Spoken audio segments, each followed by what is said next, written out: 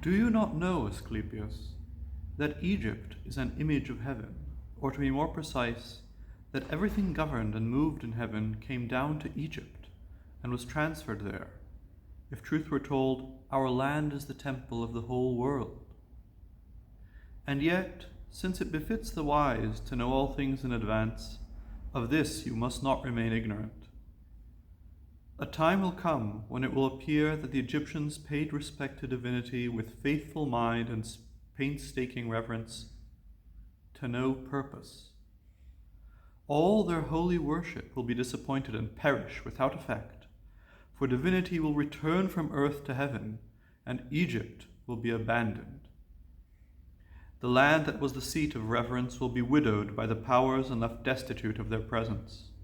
When foreigners occupy the land and territory, not only will reverence fall into neglect, but even harder, a prohibition under penalty prescribed by law, so-called, will be enacted against reverence, fidelity, and divine worship. Then this most holy land, seat of shrines and temples, will be filled completely with tombs and corpses.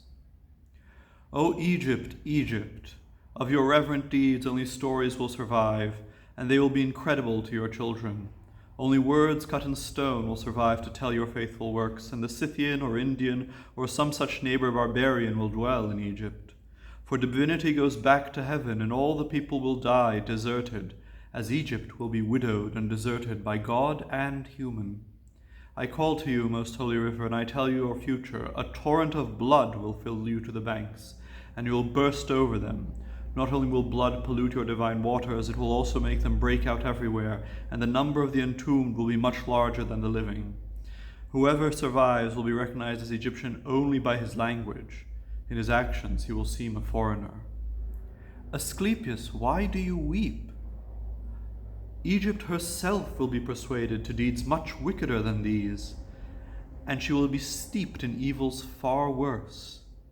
A land once holy, most loving of divinity, by reason of her reverence, the only land on earth where the gods settled, she who taught holiness and fidelity will be an example of utter unbelief. In their weariness, the people of that time will find the world nothing to wonder at or to worship. This all, a good thing that never had nor has nor will have its better, will be endangered. People will find it oppressive and scorn it.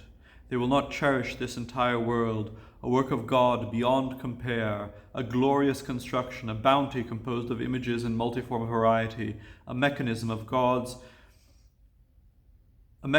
for God's will, ungrudgingly supporting his work, making a unity of everything that can be honored, praised, and finally loved by those who see it, a multiform accumulation taken as a single thing.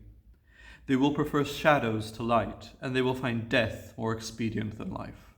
No one will look up to heaven. The reverent will be thought mad, the irreverent wise, the lunatic will be thought brave, and the scoundrel will be taken for a decent person. Soul and all teachings about soul, that soul began as immortal or else expects to attain immortality, as I reveal them to you, will be considered not simply laughable but even illusory. But believe me, whoever dedicates himself to reverence of mind will find himself facing a capital penalty.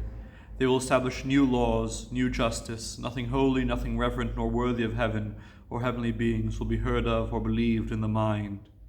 How mournful when the gods withdraw from mankind. Only the baleful angels remain to mingle with humans, seizing the wretches and driving them to every outrageous crime, war, looting, trickery, and all that is contrary to the nature of souls.